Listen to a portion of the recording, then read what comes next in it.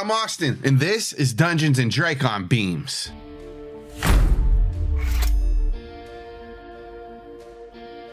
Previously on Dungeons and Dracon Beams. So, I guess I kind of kicked this fight off as Kombucha. Mytaya had given me one of those crystals, and I hopped over this wall, and then the stage was no more. Or at least, like, it was on the way to being no more. Not to say, like, it was easy. I mean, I got shot. Like, I took a bullet right in the shoulder, like, immediately. But anyway, so, like, then I got on this roof, and I grabbed some sandbags, and then, like, I used them as, like, nunchucks, and I knocked some dudes out, and they had, you know, like, military-grade artillery, because they're the military. So then, you know, I'm like John Wick in that scene where, like, he's in the catacombs, and I'm doing that whole shootout thing, and then, I mean, there is these controllers, and it kind of, like, I stopped them from turning me into Swiss cheese. Then, I saw it. The coolest possible thing. A motorcycle. And it wasn't easy to get the keys, but, you know, kombucha can be pretty convincing. And it was all worth it, because then you had an ape on a motorcycle shooting an M16. I mean, I didn't, like, hit a lot of things, but it looked really cool, though. So anyway, then I'm, like, doing a wheelie over to the warehouse, and then that was awesome. And then, except then I saw the African elephant go from full charge to crashing to the ground. But it's fine, because I've known Savannah for, like, a long time, and I knew exactly what to do, which was to annoy her back to consciousness. The world is waking outside my window. That's Bella Ciao, Bella. Okay. It was my charge through the warehouse that had gone wrong. I had half expected it to. The plan was reckless at best. My morph is an extremely large target, an elephant, and I cannot deny the absolute power as I charged through the fences and then the buildings. I smashed through the first generator like it was nothing more than a cardboard box, and I continued to charge, with Aximili nimbly following at my flank. I continued on my path, trampling over a taxon below my giant flat elephant feet and watching it explode like a tube of toothpaste all over the floor. A human wearing armor got in front of me and I hurtled a piece of generator their way. I was able to grab their Dracon Beam and toss it to Aximili, who was able to take out the Hork-Bajir and continue to defend us. But as I charged through the station and to the second generator, I was hit. Not with sizzling Dracon Beams that feel like fire tearing across your flesh, but with a good old human slug. It felt like getting hit with a baseball bat, and my legs crumpled below my massive body. The next thing I remember is Zach singing, his horrible, horrible singing. And as I used my mass to crumple the second generator, I started to demorph out of my wrecked elephant body. I had a bomb. A real bomb. I can't believe it. Like, that's not something that you ever really expect to see, you know? Like, in a cartoon, sure, but not in my hand. Well, not my hand. A big, leathery black gorilla hand. I tossed it into the gray, reflective, sludgy water below me, and it reverberated. As people filed out of the underground cavern, I got behind Kamren and waited. And waited. It didn't seem like the platform was going to come down at all for a bit, but then with a metallic whine, it started to move. Mytaya was sneaking up to the console and got herself in place, and I just kept looking at her bombs that Kamren had placed above our entrance into the massive room in front of us, and the crystals just glinting from the small bag Mytaya was dragging with her. They looked so harmless. The crystals even looked pretty. And one of the bombs still had the Roku logo partially visible. I thought my life was weird before? Max's thoughts speak immediately banished any other thoughts, though. Savannah was down. Kamren and I were running before we even had time to process it. That platform coming towards me, the ship, the target on top, and I crouched with my powerful gorilla legs and pushed, the massive forearms easily grabbing onto the platform, pulling the green/Hork-Bajir off, and swinging my body up almost effortlessly. There was one lone guy left up there who was just about to attack, and I knocked him out. Definitely just knocked him out. He's going to be totally fine. Just a short nap. Yeah. I was looking at his human body, so fragile compared to me, when I felt, more than I heard, a crackle of energy that made my hair stand on end. And when I looked up, I saw Kamren through a warped lens, like looking through a slightly dirty window. I was trapped in here, alone. And that's where we are now. My name's Kamren. My name is Zach. My name is Savannah. My name is Aximili Estil. My name is Dylan. What's worse than homework, parents, and acne? Betrayal. War. Murder. Brussels sprouts. Doing it all while trying to stop an alien invasion. Duh. Aliens that crawl into your ear and take over your brain. Mimicking your every thought. Reliving all your memories. Living life as you would. Flawlessly deceiving your friends, your family, pretending to be you. I'd rather die. Stay on script. What's even worse? Mr. Statoric. The only thing that stands in the way of complete takeover of all humanity is 4 teenagers and an Andalite. I am the Andalite. Yeah, you're the Andalite. We also have the ability to morph. It's amazing. An Andalite technology. Stay on script. The ability to... Right. The ability to turn into any animal we can touch. Lions. Tigers. Orangutans. We must be extremely cautious. We can't trust anyone, thanks to my... Kamren. Okay, you read it then. Fine. We can't trust anyone. Controller or not. We have seen what happens when we are too trusting. So now, there's only us. Only us. Only us. Only us. Because anyone could be compromised. Anyone at all, can be a controller. Yeah, dude. Even you.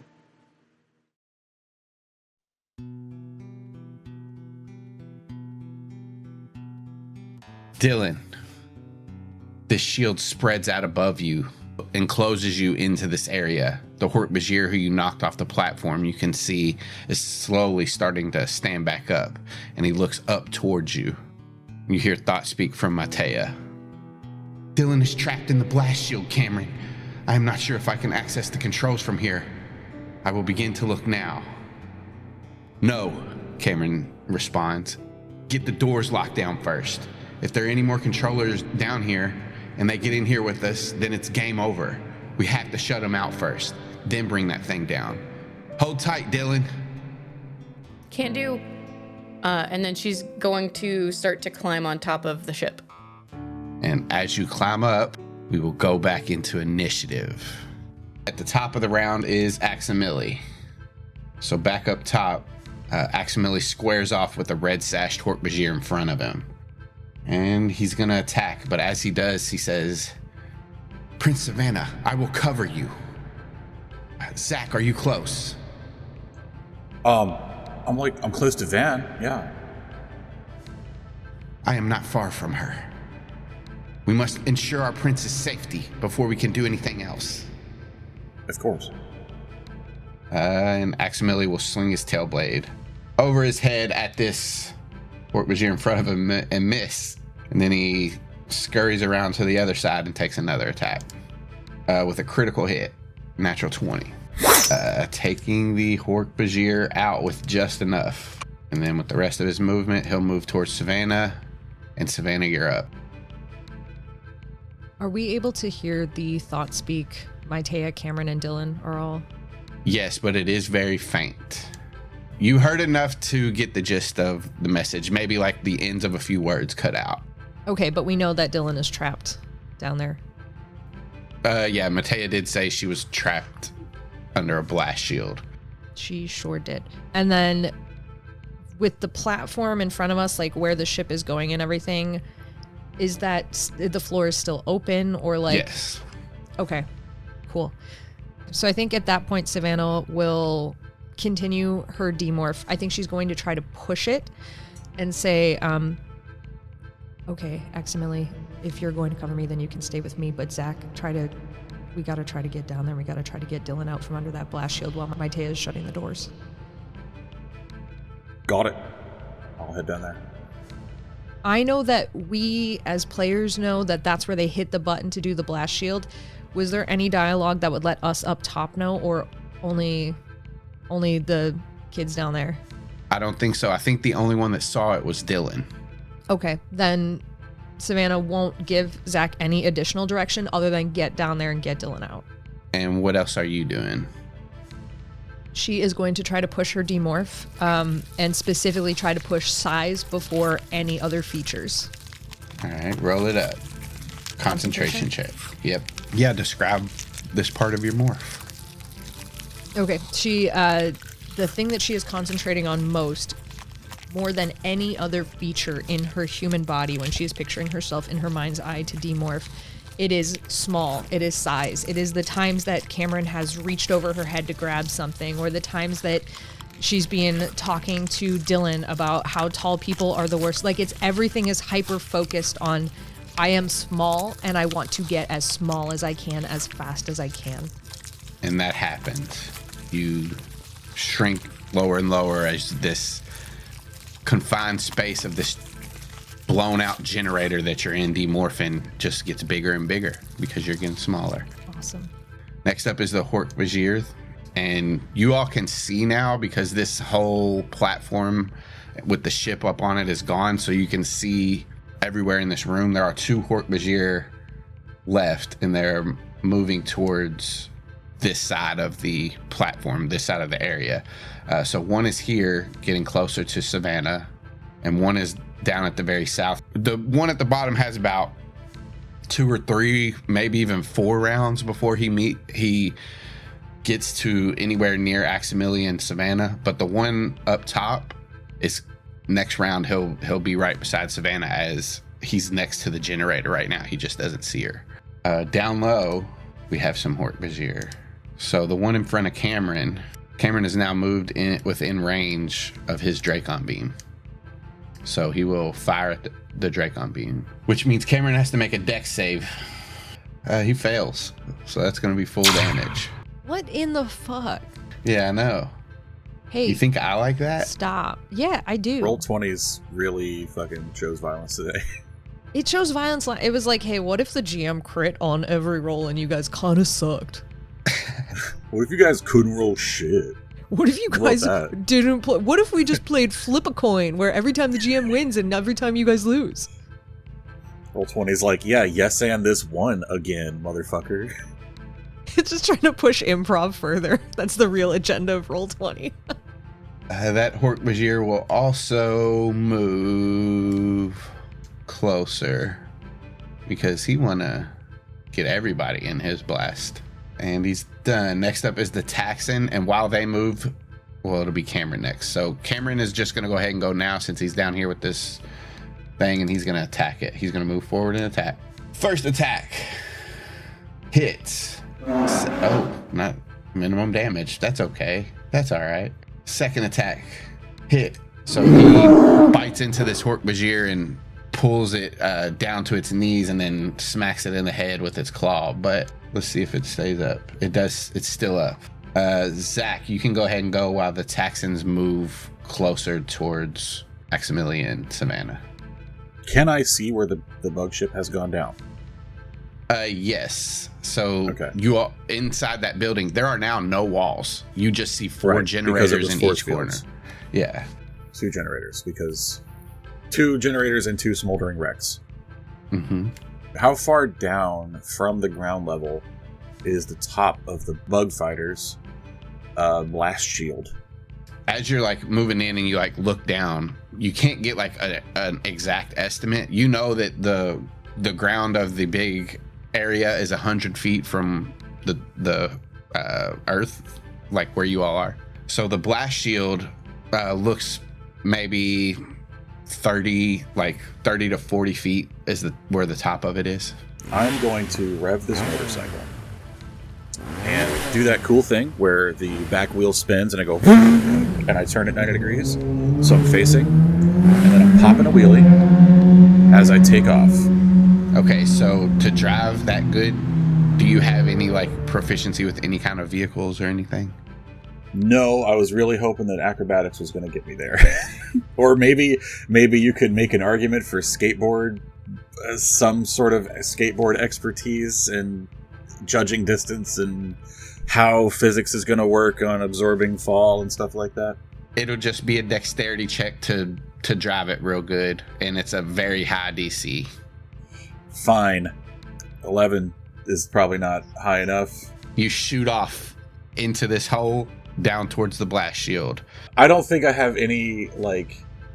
I thought maybe I had a superiority die thing that I could add to checks, but I don't think I see one. So I'll say right now you are in the air on this bike, plummeting towards this blast shield, and you know that it's not going good while you're in the air. So that was your movement. Okay. What can I possibly do as an action? Can I acrobatics in some way as an action to make this better? Right here in the middle, there is really nothing to like grab onto. I mean, I could grab the bike and like maneuver it differently. Wile E. Coyote that bitch down.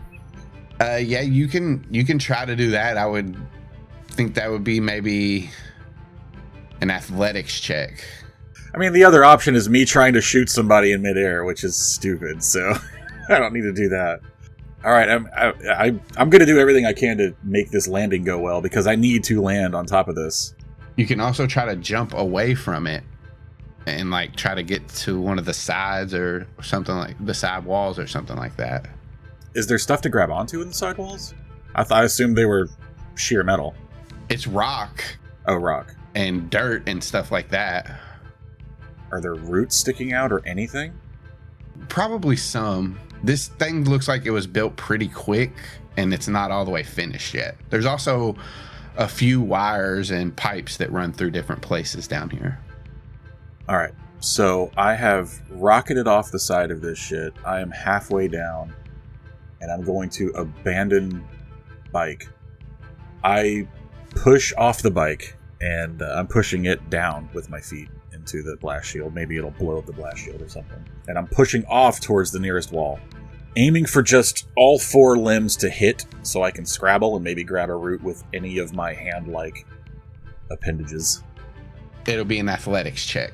Athletics, 18. You shoot over to the wall and you see like this root that you can grab, and you grab onto it and your bottom hands like try to grip something and miss it. The root breaks, and like as you fall down with the wall, you grab onto a rock and manage to hang. So you are on the wall. You came in from the right side and jumped basically to the left.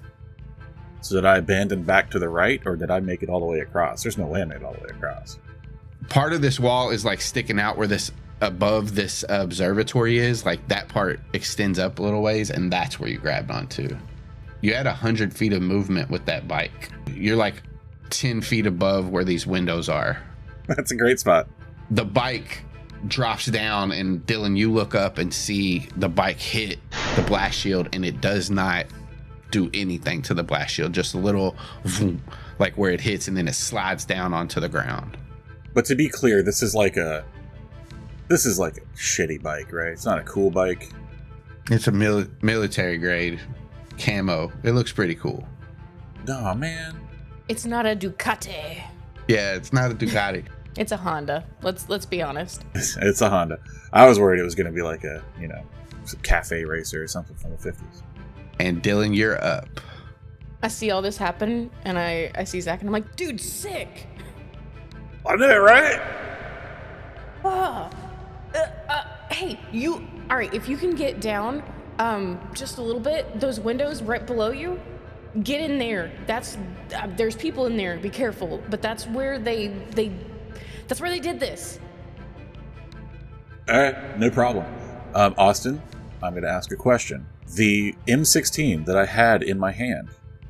You would have to have dropped that to be able to land safely and use your hands. Cool. So I only have the M16 that was strapped on my back. Yes. And then I'm going to keep traveling across this ship. I'm going to double move. I'm looking as I'm going to see if there's like anything that looks like a panel that I could like pry up. Anything that looks important. Okay, give me an investigation check. Can doodly do. Yeah. You look around and there are like maintenance hatches that you could try to pull up and get into. As far as like what's under them, you don't know yet. You'd have to pull them up to see. All right. At the end of your turn, you look back over and you see a clawed hand grab the bottom of this platform and then start to pull itself up as you see a bladed snake-like head. look up and over as the Hork-Bajir double moves to get to the edge of the ship. And he looks up at you and just, Garfnash. Garfnash yourself, buddy. Oh, I don't say that to him. But I say it like to the group in general. The red shack Hork-Bajir is gone. So is this human. So the humans up top will also start to converge towards Savannah and Aximili. There's actually one right beside Aximili that's going to turn around and punch at him because he doesn't have a Dracon Beam. A 3 will not hit Aximili. Nobody else is close enough. So it's Aximili's turn, and he'll just try to fluck this dude up. I don't know why I said fluck, but I did. As he smacks him with one side of his blade, the human guard looks dazed and like his eyes roll back for a second, but he's still standing. So Aximili comes back across with the flat side of his blade. With advantage because he's dazed? Okay. With advantage because he's dazed. And knocks him out. Savannah. Aximili moves closer towards you and kind of like takes a position in front of the area that you crawled into to get into this generator. And it's your turn. Very first thing she's going to do is be like, Aximili, are you still okay to cover me? You're not in any trouble? You're doing okay? I have taken a few Dracon Beams, but I am okay. Okay, then I'm going to keep trying to speed up this demorph and remorph. And she's going to keep trying to get small, get back to human as fast as she can. So concentration? Mm-hmm. Okay. Great. Yeah, that speeds you up significantly. Like, so what that means is, since you rolled so high, this would make you normally 4 rounds in, which is, I don't know, whatever. You're 1 round away from being fully demorphed. Instead of it taking the end of your next turn, at the beginning of your next turn, you will be fully human. The only other thing that she is going to do, she's basically trying to make sure that she is tucking herself back into the small recesses of this generator so that if Aximili has to move away from her, he feels okay about just going because she's hidden well enough. Yeah. So that is to speed up your morph. We'll call it a bonus action since you're already initiated the morph. So you still have a movement and an action. Okay, and I'm human now? Or not until the beginning of my next turn? You are mostly human. Maybe you have like a trunk still and your hands don't work. Little just noodle still slurping into her face. Tiny little gray trunk noodle. That's horrifying. You're welcome. The weird like elephant toenails that still like bubble up over your fingers that look like some sort of weird... Have you ever seen gross diseased fingernails from too many manicures? Anyways, moving on. Oh, poor Austin. Literally was watching gross manicure videos yesterday. Yeah. Gingerbread nails. I'm Nate the Hoof Guy. Disgusting. Okay, cool. Then if I still have an action, I am going to do one more thing, and that is for Aximili, I'm going to use Rally and Alley and give him some hit points back. Nice. I know it's spelled that way, but I hate what you just did. It's because Austin does it. I know it's Rally and Ally, but Austin every time says Rally and Ally. But yeah, she's just going to do that to Aximili by just saying like, all right, I'm going as fast as I can. Hang in there, but if you got to get out of here, go. And that's her Rally and Ally. Creature your choice you can see within range, hit points equal to 1d10 plus your wisdom modifier. So I guess I roll it and then add wisdom? Mm-hmm. Okie dokie. 6 plus 9. You see him just take a deep breath, hold his ground. Next up is the Hork-Bajir. So we'll make this one down here move closer. And the one up here we'll see if he has enough movement to get to Aximili now that he sees him. He does. Good thing you gave him those hit points.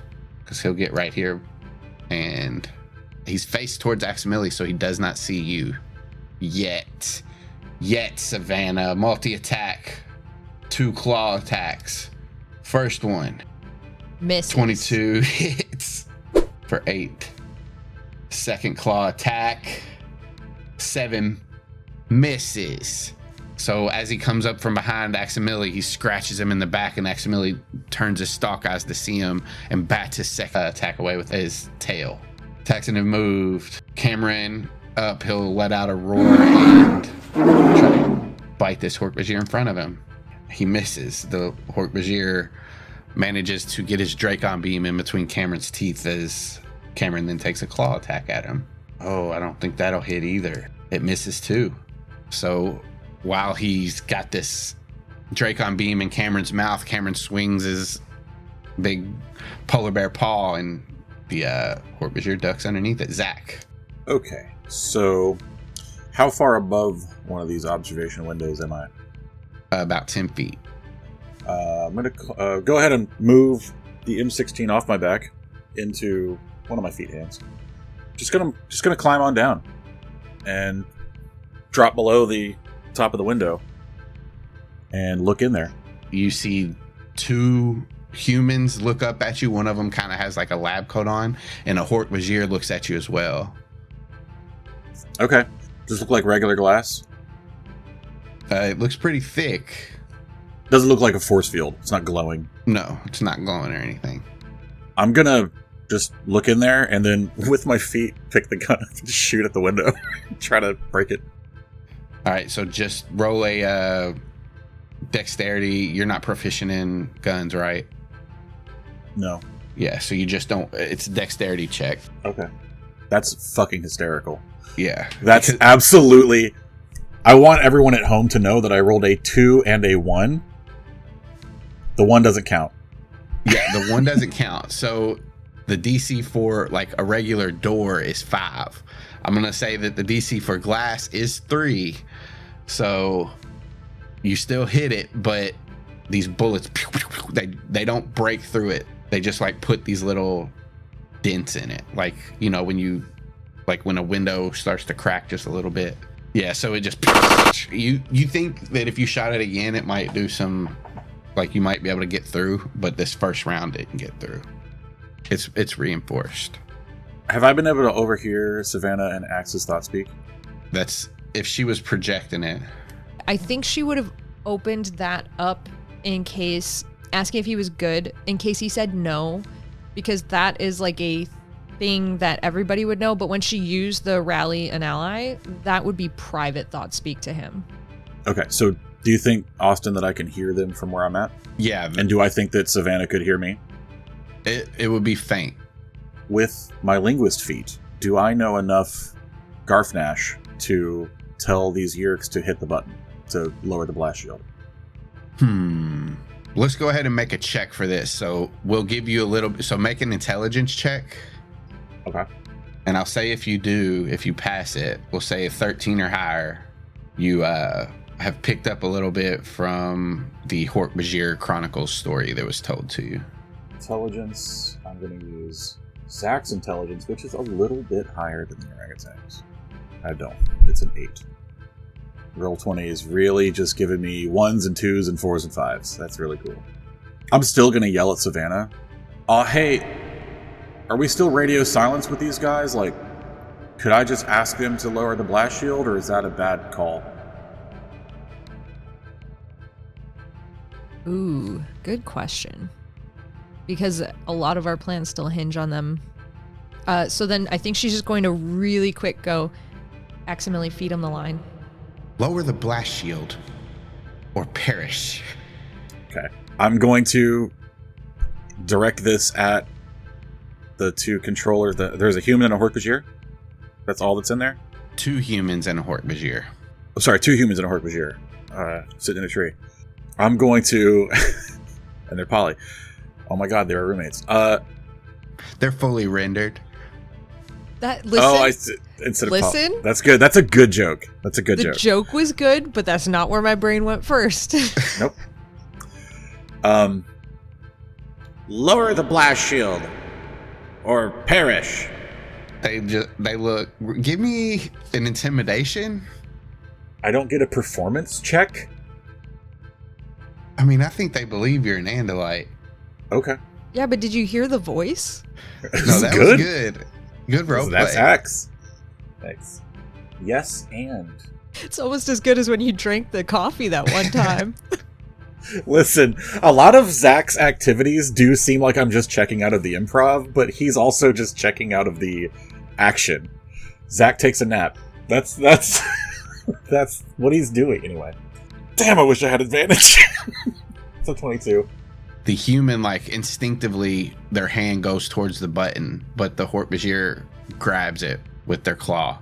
Now, you pass this check, so there's going to be some, like, repercussions with this, but they will not just turn this shield off just because you said it. I'll say once you get in with the humans, at least, you have advantage on attacking them because they're kind of cowering a little bit. You would think the human brain in there would be like, oh, fuck, an orangutan with an M16. So, I would be afraid. Dylan. I'm gonna keep moving. No, this panel that I've found, I'm gonna try and use my big old monkey paw and, or ape paw, and pry it open. Yeah. Roll a strength check. That is enough for you to pull this panel and you see, like, immediately inside there's wires, but you can see this goes into the ship a little bit, like at least into the body of the ship. Cool. I'm gonna pull them wires. All right. Easy enough. You pull the wires and they snap, and then you hear a new alarm because you're down here and you do hear an alarm going off in this area. But another alarm starts to sound within the ship. Cool. Anything else? Yeah, after I do that, I am going to move toward the back end of the ship. As you, like, take, like, a few gorilla hops back this way, over your shoulder, you see the clawed hands get on top of the ship and begin to push themselves up as the Hork-Bajir with the green sash moves closer towards you. So I'll call it 10 feet for him to climb up, so he cannot get to you. So his movement gets him here. With a double movement, the Hork-Bajir basically gets, like, right in front of you. Okay. But that is his turn. The humans up top, Savannah, you can see him like through Aximili as you see him, like, going toe-to-toe with this Hork-Bajir now. You see Taxon and a human on, like, the southern end of the open platform, and they're moving closer towards you and Aximili. Aximili will take some swings at this Hork-Bajir that's now right beside him. First attack is a 25, which hits. Second attack is a 13, which misses. He slices into the Hork-Bajir, and then the Hork-Bajir backs up a little bit, so his second attack doesn't hit him. And it is your turn, Savannah. You are fully demorphed. She's going to try to slam into her next morph as fast as she can. Yeah, action to start it. If you want to use your bonus to try to speed it up, roll it up. Yeah, absolutely. Absolutely. That does speed it up. So what is the first change that happens? The first change that happens as she's looking out and she's seeing Aximili fighting the Hork-Bajir and she's seeing more enemies sort of come onto the battlefield is her forearms kind of shoot out into the big scythe blades, and she starts getting claws on her hands as she starts turning into a Hork-Bajir. Hell yeah. And as you see those blades, like, you look at your arms and see those blades come out, you look up and you see those same blades swing towards Aximili. First attack. It seems to hit very well. Aximili actually takes the claw to the face. And the second attack, as he's kind of blinded by his main eyes getting raked, an elbow blade stabs into his abdomen area. Let's see how good he's doing after that. Not great. Aximili almost, like, his top torso doubles over as he gets stabbed. I mean, if she's seeing that, she's just going to tell him, move, just move. I can't. Disengaging from the enemy would just prolong this. I need to take him out. If you need to reestablish where you are, then you need to do that. As, like, the blood kind of trickles down his main eyes, he focuses his stalk eyes in on the Hork-Bajir. Yeah, the Taxon and the human move as you see them coming around, and now it's back to Kamren, who missed this Hork-Bajir last time. Oh wait, it's the Hork-Bajir's turn. That's right, because he hasn't went yet. He's got a Hork-Bajir in his face, or a polar bear in his face, And he's moved forward, so now Mytaya is within range. So he's going to shoot his Dracon Beam in a straight line, and they need to make some dex saves. So Mytaya succeeds, so she'll take half damage, and Kamren fails, so he'll take full damage. All right, and that Hork-Bajir will just square off with Kamren again, and Kamren will take some swings at him. He tried to bite him first. He misses him again as his right paw is gone from this Dracon Beam hitting him, and he's limping on the side, and he falls down. But he swings his other paw, his other claw, and hits. He's mad, he roars and just hits him, and the beak of the Hork-Bajir falls off, and then the rest of the body crumples. Slap the beak off. And he'll start to limp back. I think he'll limp back towards Mytaya. Zach. As best I can while hanging from this rock, I'm going to shrug at the controllers inside this room, and then I'm going to fire my gun again. If at all possible, I'm going to try to aim it so that if I break through the window with the first bullet, one of the later bullets will hit this Hork-Bajir. Okay. You'll still be attacking the window, and you have to roll enough damage to break the window, and we'll see what happens after that. So dexterity check. I got a 19. 3d8. And then I roll /R 3d8. These bullets hit this glass, and the cracks start to spread.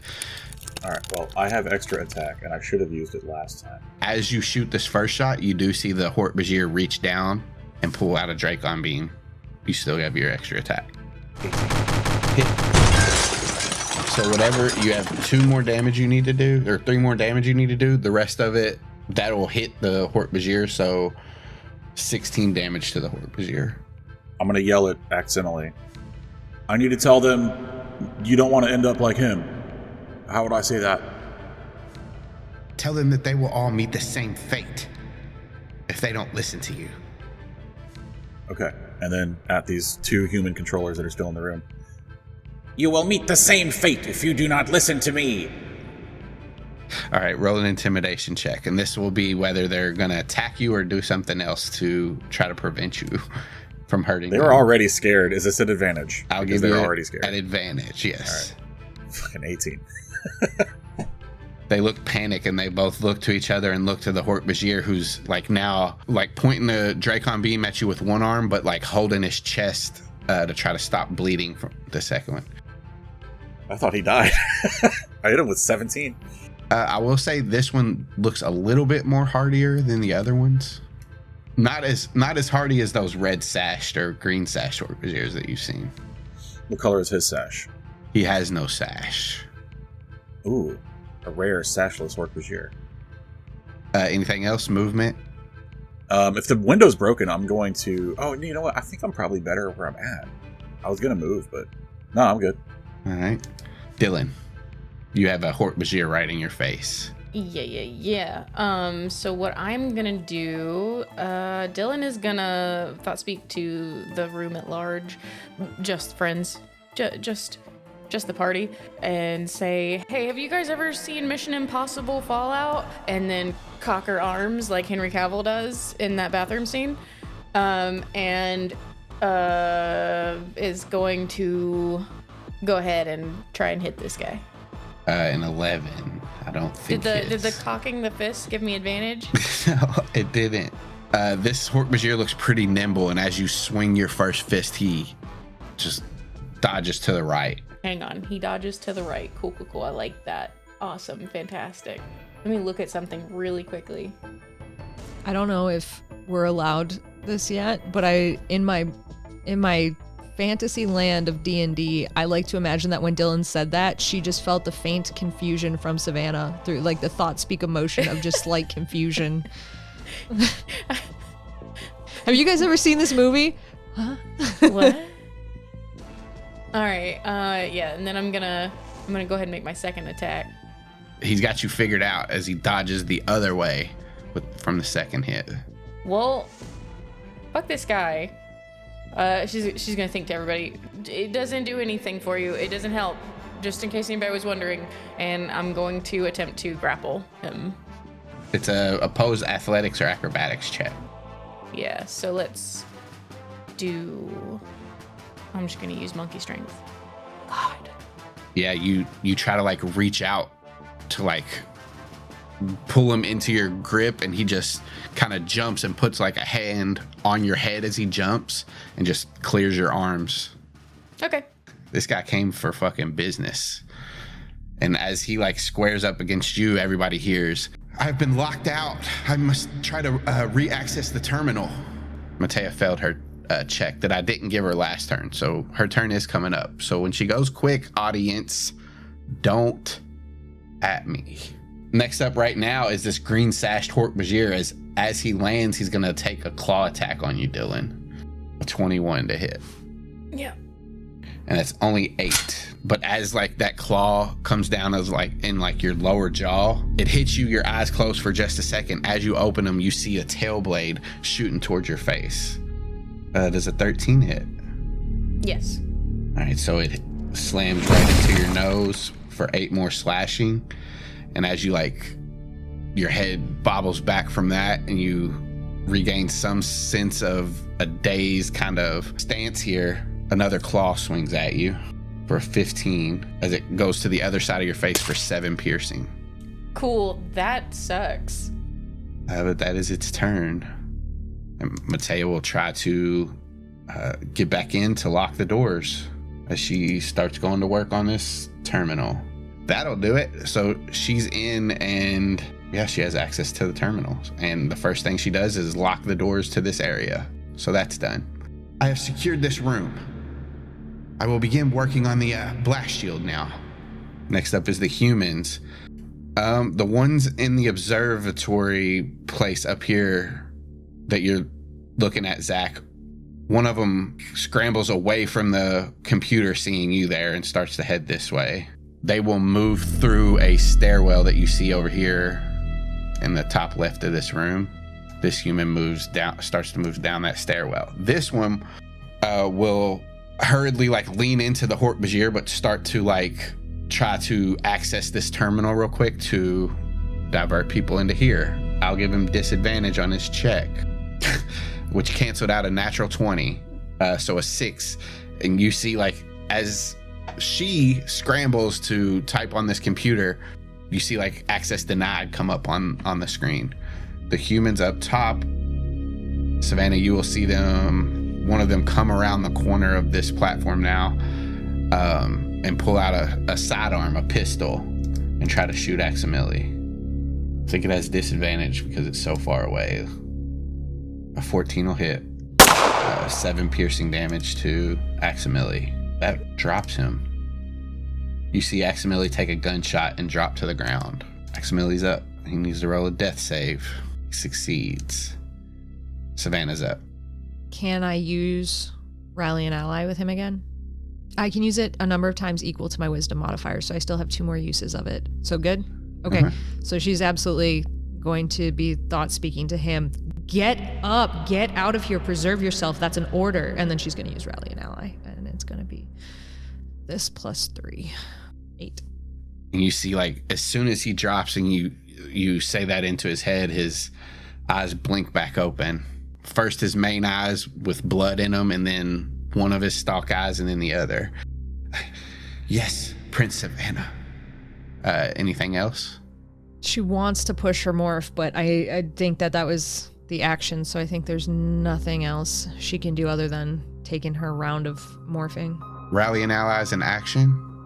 We said once you're in morph, pushing your morph is a bonus action, so you can try to push your morph as well if you want. Okay, sweet. Yeah, she absolutely does. Unfortunately, with all of this going on, it's just harder to do. So you do get your 3 in now. You're 3 rounds in. About halfway, right? Yeah, so you need 2 more rounds, I think. So she's mostly Hork-Bajir at this point, correct? Right. So I still have movement? Mm-hmm. Okay, and then the humans are coming in. Aximili's there. There's that Hork-Bajir that he's been fighting that's still up, but looking pretty poorly. Yeah, he's looking pretty beat up. 2 more rounds left. I mean, I think Savannah's desperate enough that what she's going to do is bust out of this engine, like literally like towards Aximili, and it's both to an absolute move towards Aximili as if she is fighting with the Hork-Bajir, but also to be like, now you have an ally right on the other side of him if you're shooting, right? So it's like a total play. Roll a deception check.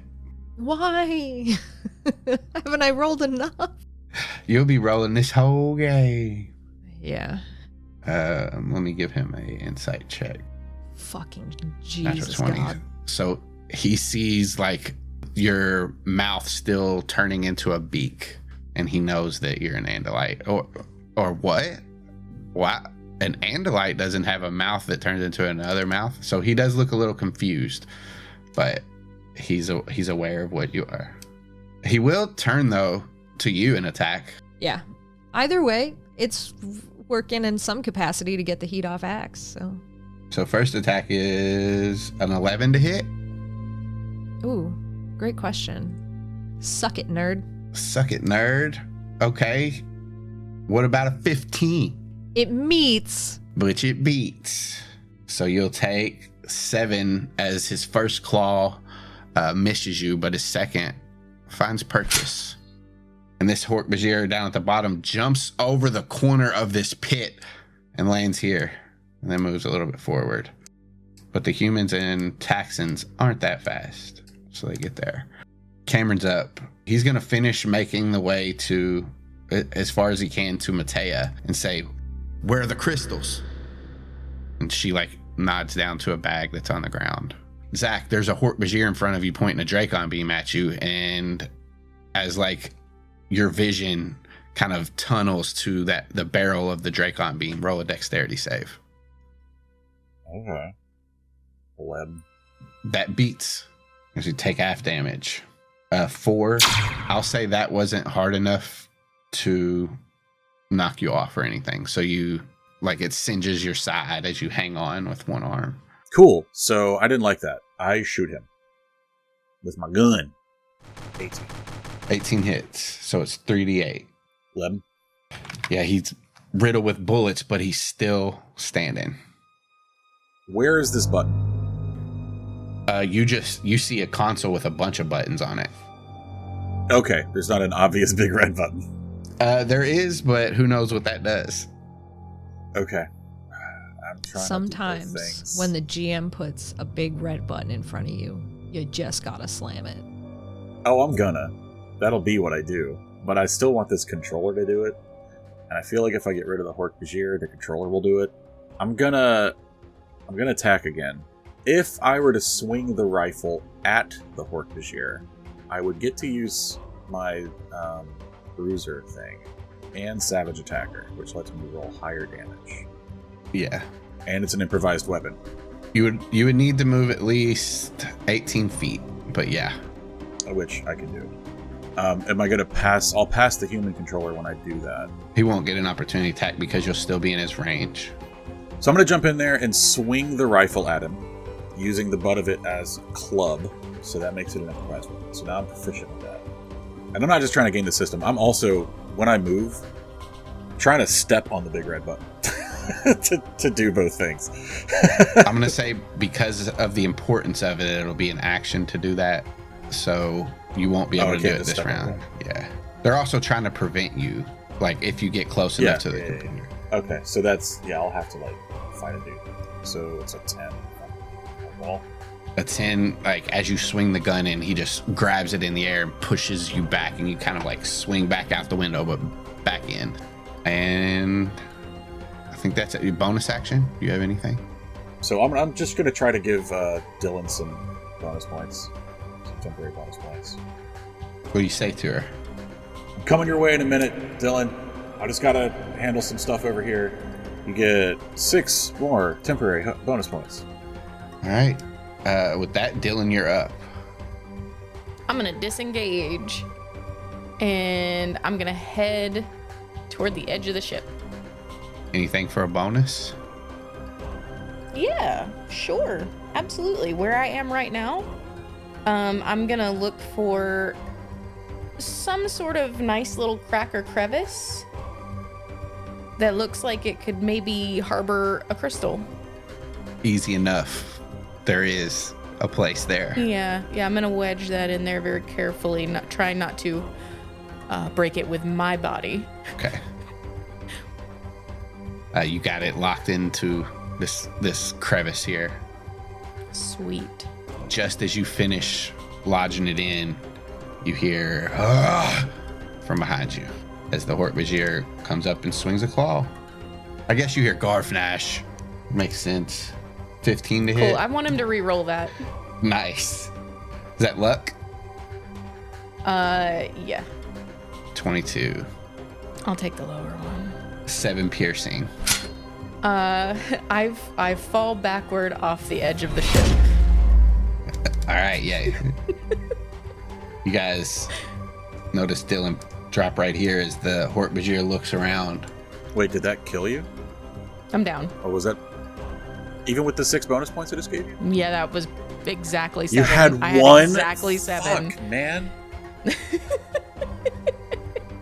I'll say Mytaya is looking at the terminal, so she doesn't notice this right away.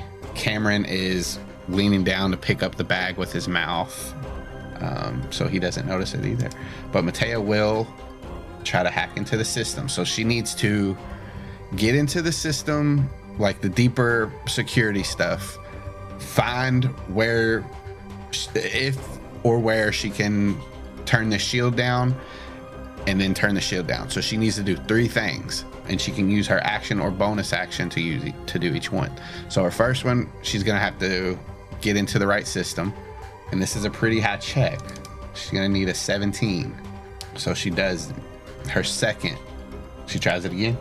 2 successes. I'll say she gets in and finds the place. Okay, I am in the right place. And she like looks up and sees the gorilla spread out. She's Dylan. But her time is up. Can I take a free action out of turn to yell back at Mytaya? What? Yeah. What do you say? Focus up. I'm gonna handle her in a second. She looks panicked from what you can see of her, but she does like her stalk eyes are focused where Dylan is. Her main eyes. I need you to lock in, bro. Lock in. Her main eyes are on the terminal. This human now seeing this orangutan in his face. He can't get to the terminal with you right there, so he's just gonna take a swing with disadvantage because he's scared. A 1. So he breaks his hand. Human up top is gonna see the Andalite down, moving a little bit closer and shoot his pistol at the Hork-Bajir. Actually, I'm gonna give him an insight check. He's just moving forward, and you see him, Savannah, moving his pistol back and forth between you and the other Hork-Bajir. Like he's confused even more than this other guy. And that's it for the humans. Aximili, seeing this, will leap up. You gave him an order, so he'll disengage as his action and move away. And then the Taxon you see them like kind of trying to wiggle between the generator and where the platform is dropped, and it's really sketchy for them. So they have to move at half speed at their already slow speed. They just get to here. This human moves up some. This Hork-Bajir moves up. Aximili disengages, and we'll say he moves into like this little doorway so he can have cover from the guy shooting the pistol. So you're up. Okay. I will have a question in a second, but I'm going to tell you what I want to do first and then ask you my question. So what Savannah wants to do at this point is just first thing thought speak to Aximili and just say, can you escape from here and then get back to the tunnels and meet me down there? He says, I will try. Savannah's told him to get out of here, given him the orders. She is going to use her action then to disengage with this Hork-Bajir. And she's going to get down into that open floor space and like using her Hork-Bajir climbing skills going to kind of down. So yeah, you can make it 10 feet down climbing with getting away from this guy and everything. I want to use climbing very loosely. Sliding with style. So basically, you're 90 feet up in the air. I mean, you can drop, like the last thing you can do on your action is a free action to let go. But other than that, I think you've used all your stuff. Climb is 40. I mean, I think, yeah, she'll... If it's 40, you have 20 more feet down, so... Or 10 more feet down. Okay, 20 feet down total. I gotcha. I mean, she's like, it's letting go, but it's not like letting go and pushing into the middle. It's like letting go and sliding down the wall. Is that... You're going to have to monkey bar to get to a wall. Like, the platform, if you look on this map that you're on, goes straight down from where you're climbing, but this room extends out more to the right and left. Gotcha. Then she's sticking by the wall. Okay. It's not a straight shoot. It's a sort of curve on the thing. Okay. Yeah, she's sticking by the wall for now. All right. Next up is the Hort Vizier. The one that just seen you do that is going to go to the edge of this thing, look down, see you still kind of climbing down, and he'll take... It's curved, so good luck, baby. I'm slightly covered. I'm behind cover. He's going to take the rest of his movement to move towards you, and you guys are going to fight hanging here. So this Hort Vizier is hanging right beside you, and while he's hanging with one hand, he swings one of his claws at you. 18 to hit. Yeah, dude. 5 piercing, and as he like swings back, he swings forward again and takes a second attack. 11. Nah, dude. He misses this one. Attacks and keep moving. Hort Vizier in front of Zach. He will take another Dracon Beam at point blank range. I got a 21. A 21 is half damage. So you take 12 half to 6. Savannah, you also see another Hort Vizier starting to climb down on the other side. That one's like 60 to 70 feet away from you, but they're starting to climb down as well. Kamren will grab the bag and move his full speed towards the barrier, but he doesn't do anything else. He stands there and readies an action to move forward. Zach. All right. Zach's mad. I'm going to hit this Hort Vizier with the rifle again. As I'm doing it, this is an intimidation thing for sure. I am yelling at the human, I told you to lower the blast shield! And I'm hitting him twice. Roll it up. And I'm improving the Andalite speech at this point. Hopefully that's sufficient. 20, dirty. 20 hits. You knock him out. Or kill him, whatever you want to do. Okay, so I do 13 damage to him. I knock his beak off. Alright, so I hit him the first time, and I'm about to hit him again, and I just turn to the human, and I have the rifle raised. I'll say this. I mean, you know what his goals are. It's to save that ship, to make sure that nothing happens to the ship. I don't know if you'd be able to, and you can roll the intimidation check to try if you want. This dude's been scared twice. I understand that totally he has got orders.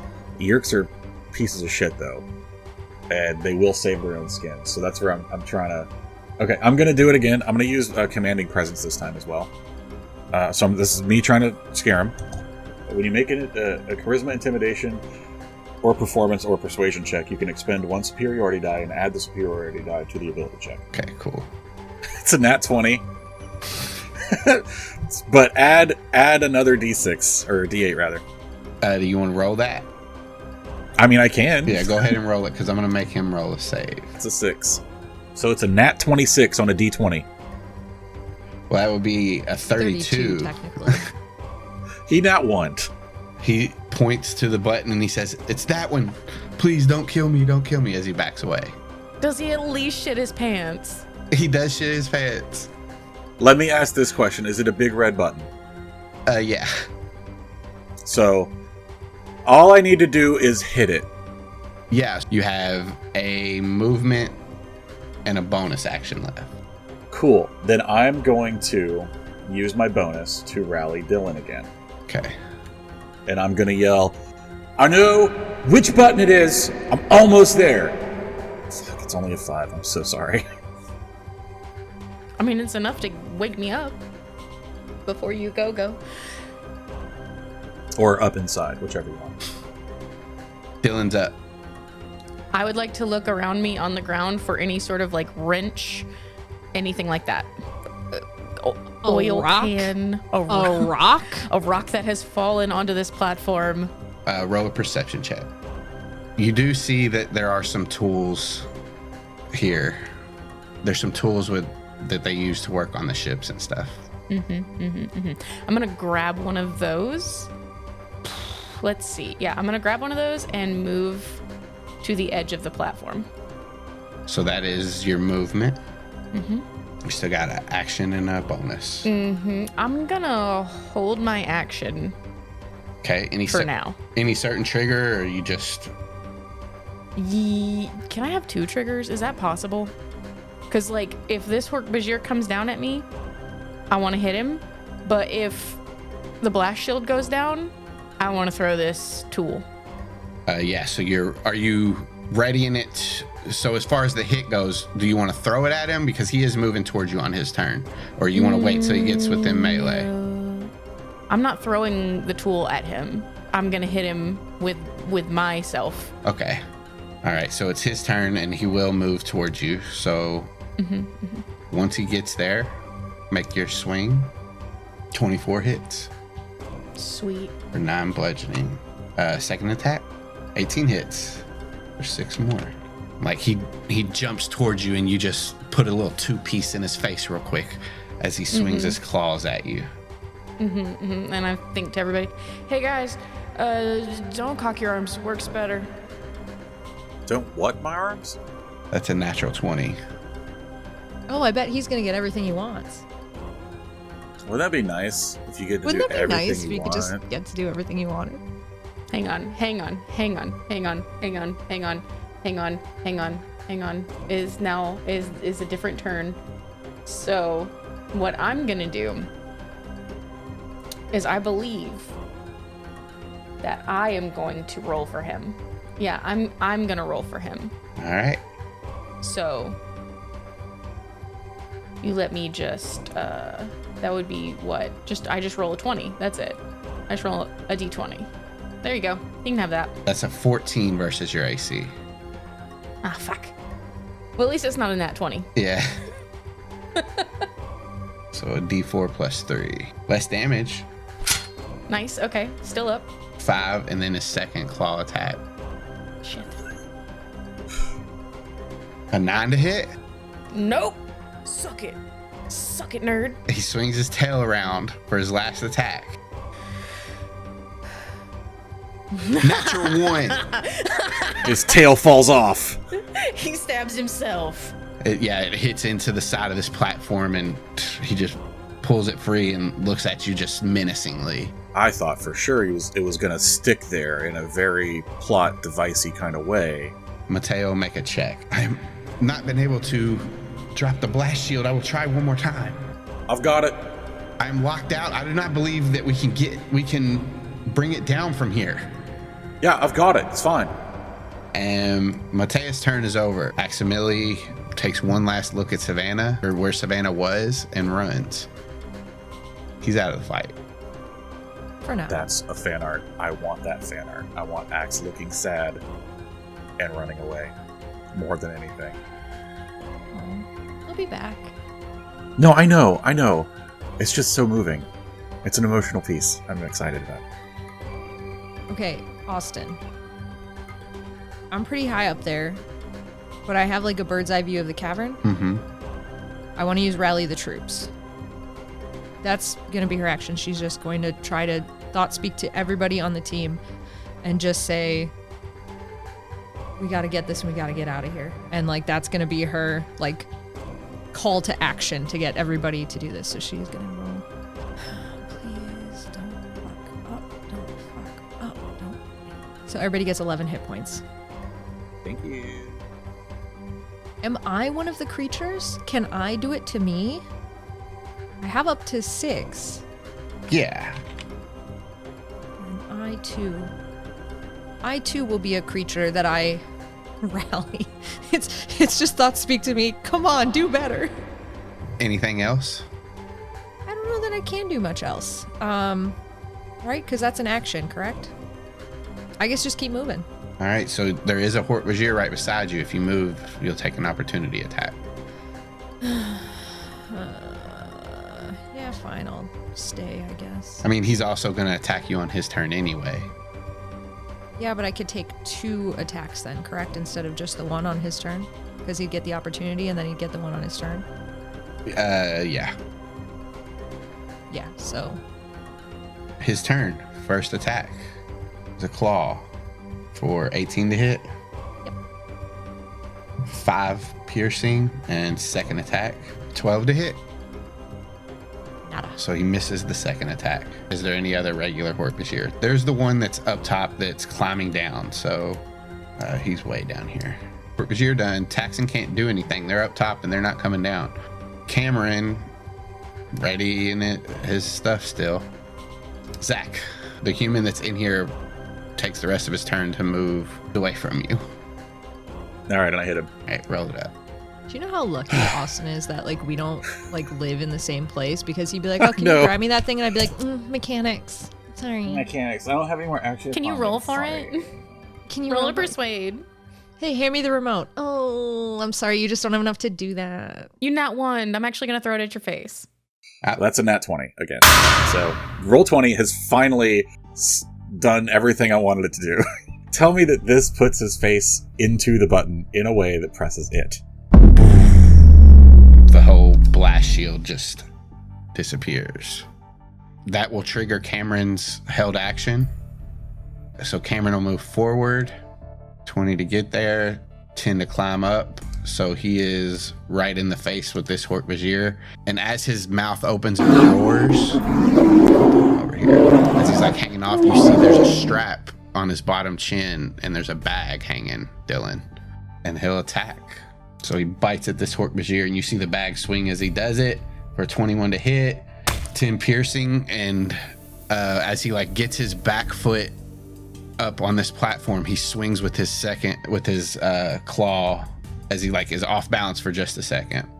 18 will hit as well for 11 slashing. So that's 21 altogether.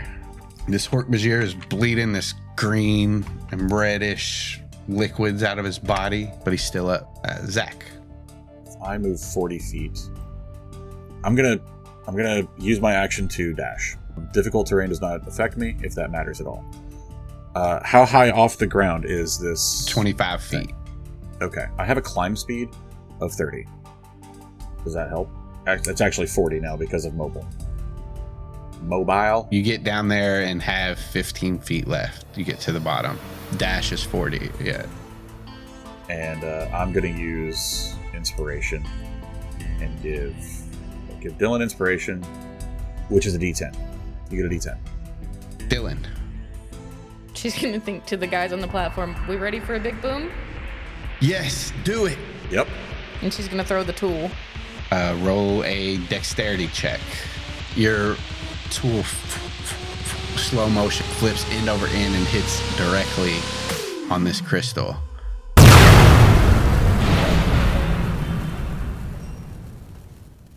Roll 8d6 and a dexterity save. So that's 26. And then a dex save. The green sash Hork-Bajir will take full damage and get cooked. Kamren will take half damage. I got 20. All right, so you'll take half damage as well. And I'm going to use my reaction to use infectious inspiration now that inspiration die has been rolled, and Kamren now has one. Okay. 26 halved is 13. This Hork-Bajir goes flying off.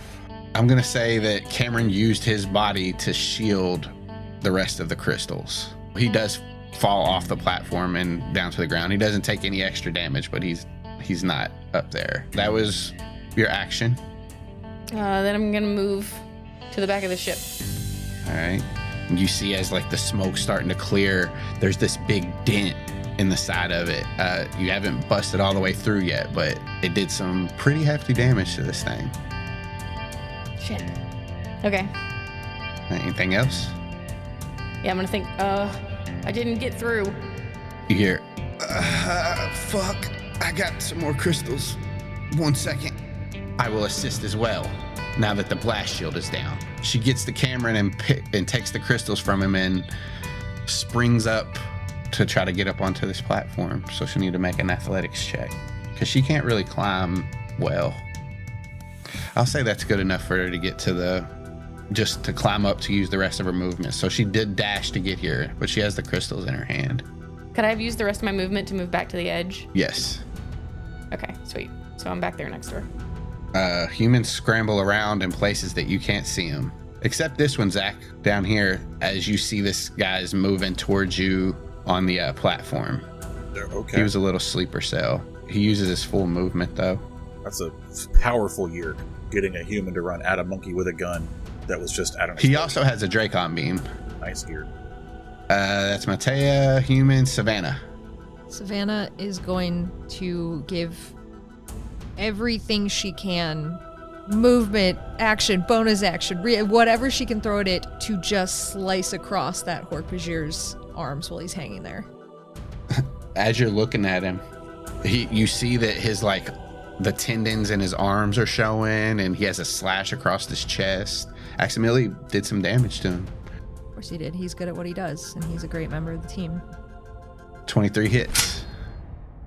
He's still hanging on as you, like, are barely able to take purchase in his with his swing. He's hanging on with one hand, and you have advantage on the attack.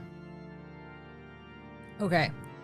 But as you swing your tail, as he's like hanging on with one arm, you manage to sink your tail blade deep into his hand, and he's stuck there, just hanging by just your blade into his hand. And when you pull it back, You made me Scar to Mufasa him? Brother! No! Long live the king. Somebody? Anybody? oh no. Don't you fucking dare. How dare you? So that was your action. Well, then I will move. 40 more feet down. Huzzah. That puts you 40 feet from the ground. Okay. You have a bonus action. I don't know if there's anything you can do.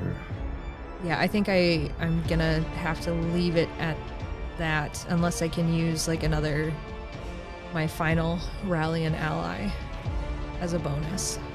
This one's gonna be directed at Kamren, and she's just gonna be like, watch the crystals and hang in there. Got it. You do see this other Hork-Bajir with the Dracon Beam strapped to his back, swinging towards you, like monkey bar style. Okay. He gets 11. Okay, so Hork-Bajir turn. As he moves towards you, that one's dead. Savannah, as you're hanging over the side of your shoulder, you hear like a pressure release, and then the sound of metal doors sliding open as the doors to the ship have now opened, and 2 Hork-Bajir move out of it. We don't like that. As she sees that coming, she'll just be saying, east side of the ship, the doors just open, Hork-Bajir are coming out, everybody be careful. You see those two in the middle of you saying this. You notice one more figure emerge. You see a Hork-Bajir. As they step out, their green scales have little mushrooms growing all over them. And they seem to carry a little satchel, maybe like a Hork-Bajorn around their chest, as each steps out of the ship, along with Taxon. And we know exactly what each looks like because of Mytaya's telling us, correct? Right. So I think the next part of this, as each steps out of the ship, is just this, like, Savannah's still broadcasting to her team, but it's a very much like, and the Hork-Bajir from it's each? It's very much like she's thinking it through and she's broadcasting it, but she doesn't believe what she's saying. She like hunkers down and joins the fight.